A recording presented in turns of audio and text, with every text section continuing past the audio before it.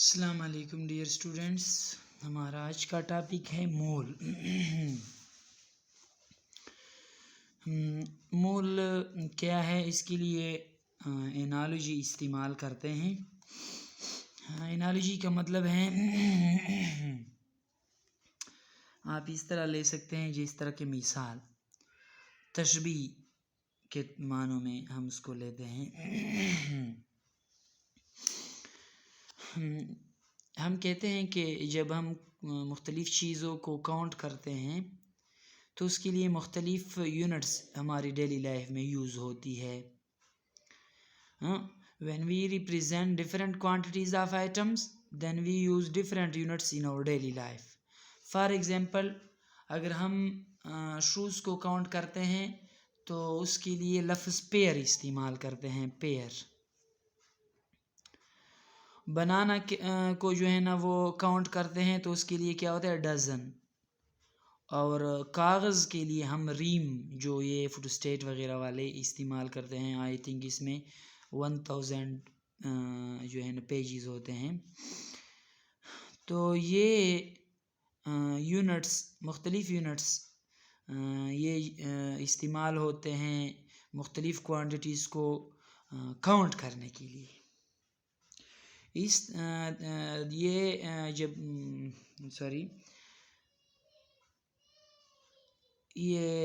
Units, جو مختلف units use ہوتے ہیں، یہ اس پر ڈیپینڈ کرتا ہے کہ کاؤنٹ کیا ہو رہا ہے۔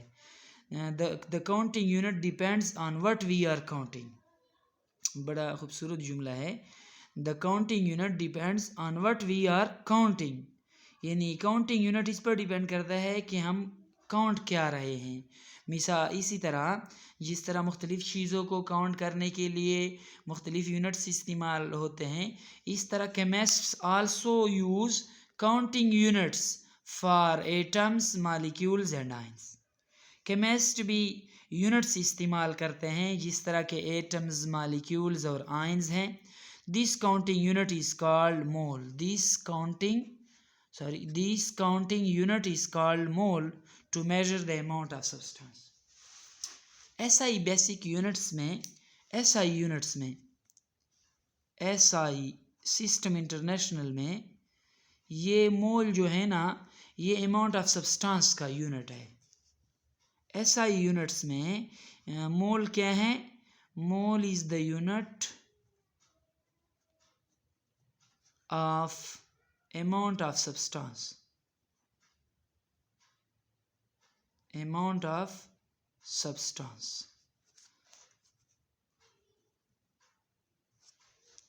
تو amount of substance کو میجر کرنے کے لیے مول بطور کاؤنٹنگ یونٹ استعمال ہوتی ہے۔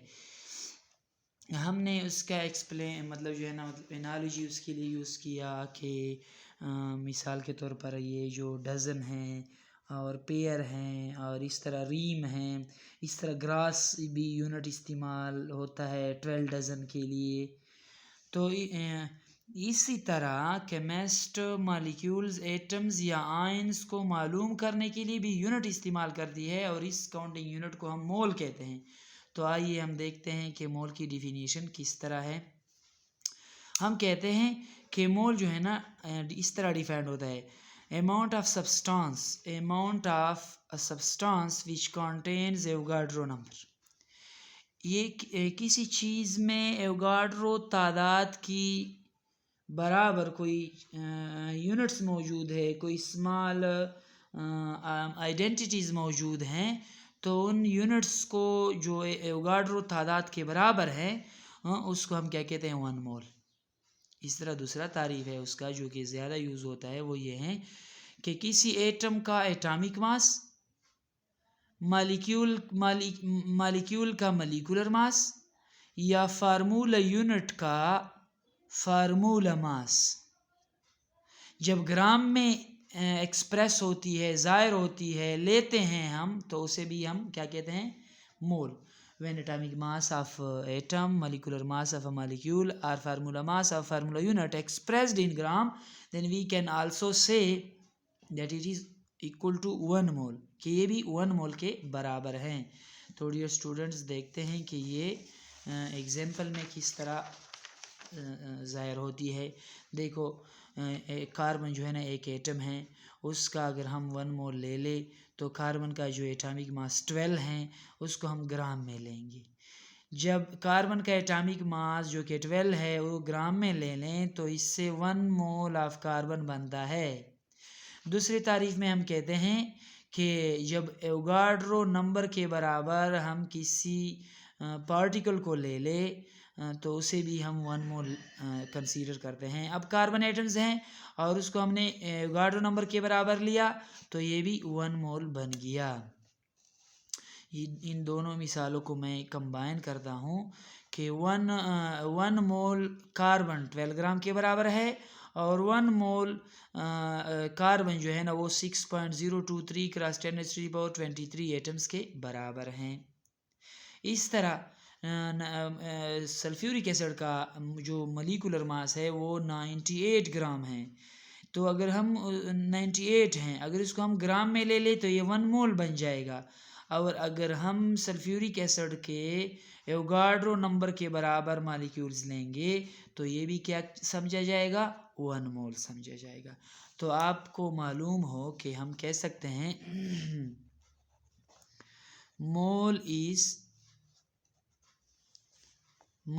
a quantity as well as number. مول کوانٹیٹی بھی ہے اور نمبر بھی ہے، جبکہ ایوگاڈرو نمبر جو ہے نا وہ صرف نمبر ہے. ایوگاڈروز نمبر از اونلی نمبر. امید ہے ڈیئر اسٹوڈینٹس مول کے بارے میں آپ کے پاس کافی مواد موجود ہوں گے ابھی. والسلام.